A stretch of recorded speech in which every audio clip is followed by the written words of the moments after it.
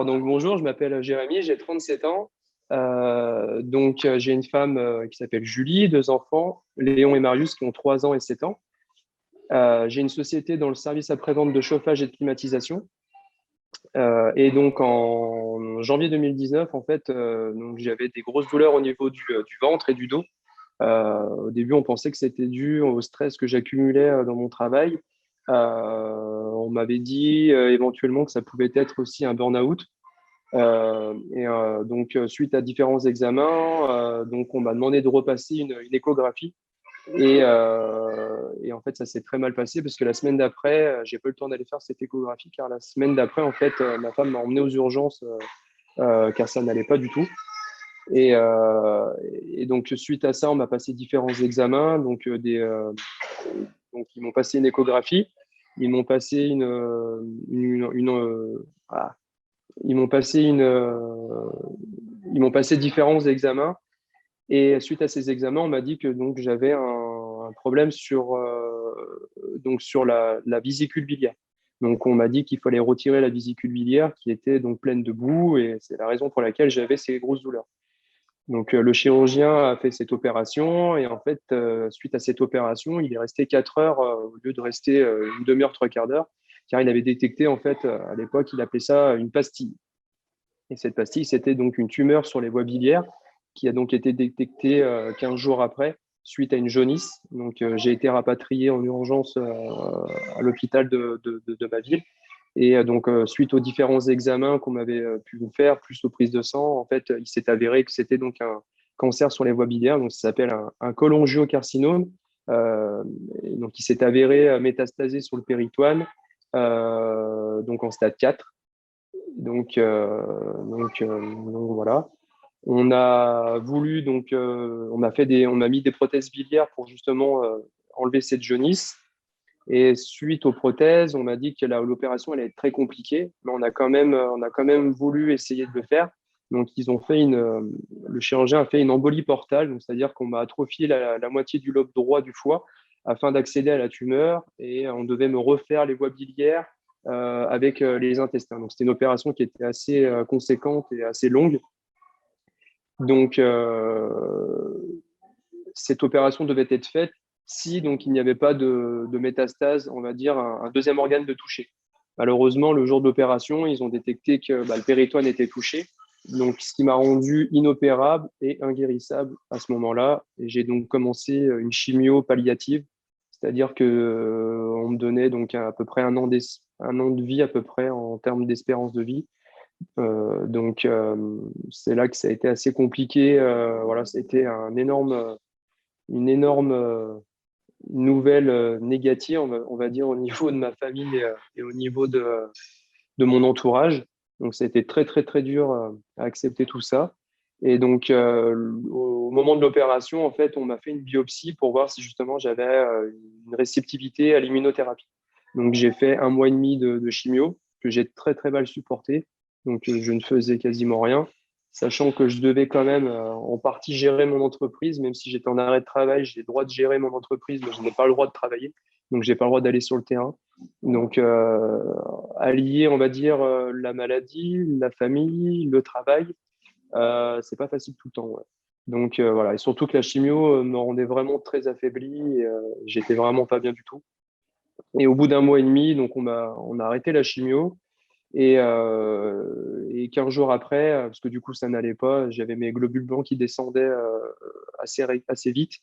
Donc du coup, on m'a fait une pause en fait pendant un moment. Et donc là, à ce moment-là, j'étais vraiment pas du tout, il y avait vraiment pas du tout de bonnes nouvelles.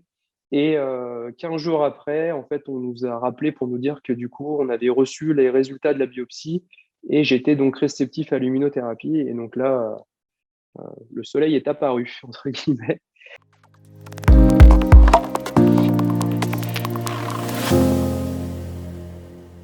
Ces résultats, en tout cas pour ma propre personne, ont été plus que positifs parce que en l'espace de 5 mois, on détectait déjà plus rien au niveau de la tumeur principale et des tumeurs secondaires. Donc, sachant qu'on avait donc un nodule, une métastase au niveau du péritoine qui mesurait plus d'1 centimètre Et la tumeur principale mesurait 2,5 cm donc quand elle a été vérifiée au PET scan à l'époque. Donc voilà, on me donnait vraiment très peu d'espoir et l'immunothérapie a fonctionné vraiment très rapidement et très bien parce qu'en l'espace de 5 mois, on détectait donc plus rien au scanner. Donc on m'a fait comprendre que c'est pas parce qu'on détectait plus rien qu'il n'y avait plus rien, mais par contre c'était très bénéfique. Voilà. Donc l'immunothérapie en fait a été donc faite par le biais d'une biopsie suite à l'opération qui a été annulée. Donc cette biopsie, cette immunothérapie pardon, donc qui a été dans le cadre d'un essai clinique en fait au centre de Léon Bérard à Lyon. Donc j'ai dû passer par différents protocoles et par un comité de médecins ou d'oncologues qui ont accepté, on va dire, on va dire mon dossier, parce que je rentrais dans les critères qui étaient, par beaucoup de critères assez intransigeants, si on peut dire ça. Et donc, ces critères m'ont permis de pouvoir accéder. Malheureusement, il y en a d'autres qui n'ont pas accès à ça. Et c'est ça qui, je pense, qui est un petit peu dommage dans ces différents parcours qu'on peut avoir.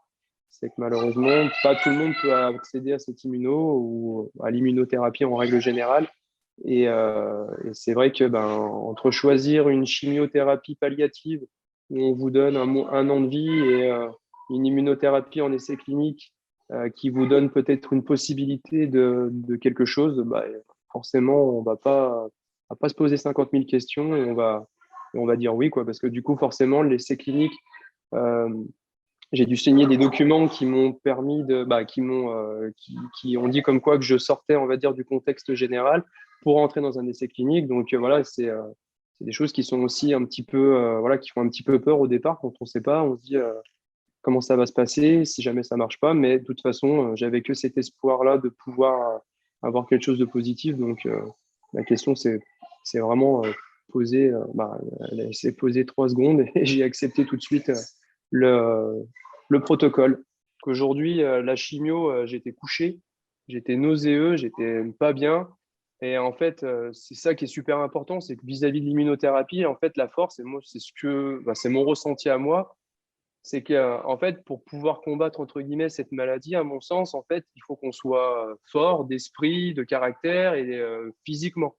Le problème de la chimio, c'est que ça vous détruit tout et vous êtes, c'est dur physiquement au bout d'un moment parce que plus vous en faites et plus ça vous décharge à cause des globules blancs que vous n'avez pas, etc. Et l'immunothérapie, la différence qu'il y a eu, c'est que du coup, à part on va dire de la fatigue, j'avais un rythme de vie qui était quand même relativement correct. Mais c'est ce qui m'a permis aussi, en fait, quand j'ai arrêté la chimio, donc c'était pas bien bon, et je pense que ça s'est développé aussi. Mais par contre, après, avec l'immunothérapie, ce qui a été bien, c'est que du coup, j'avais la sensation même si j'allais à l'hôpital, j'avais pas la sensation, entre guillemets, que le traitement, en fait, me faisait du mal, en fait. Au contraire, j'avais l'impression qu'il me faisait du bien. Et moi, ça me permettait, entre guillemets, de combattre, en fait, cette chose parce que moralement et physiquement, en fait, ça me mettait pas capoute, en fait, à part de la fatigue. Mais pour moi, justement, la fatigue aujourd'hui, je peux l'accepter, quoi. Je préfère être fatigué, être en vie que le contraire.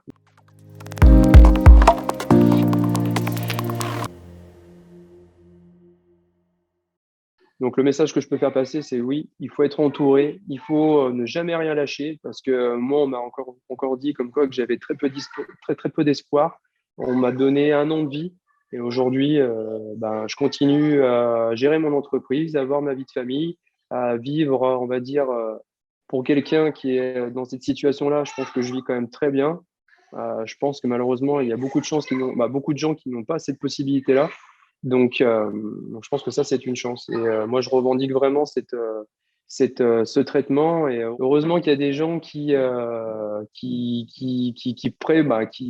prévoient des nouveaux traitements parce que c'est ces traitements-là qui permettent de pouvoir nous donner un espoir. Et moi, je l'avais pas avant. Je l'avais pas. Voilà, on essayait d'avoir un espoir, mais qui était quand même compliqué à avoir. Mais encore une fois, ce traitement m'a vraiment redonné le moral, m'a redonné cette possibilité de me dire rien n'est terminé, je vais y arriver, je vais tout surtout, je vais accomplir ce qui n'est pas possible d'accomplir. Et voilà. Et j'ai aussi un autre message aussi à donner. C'est que peu importe où vous vous situez, il y a des fois où vous allez être dans un hôpital qui n'est pas forcément, on va dire, dans le type de cancer que vous avez.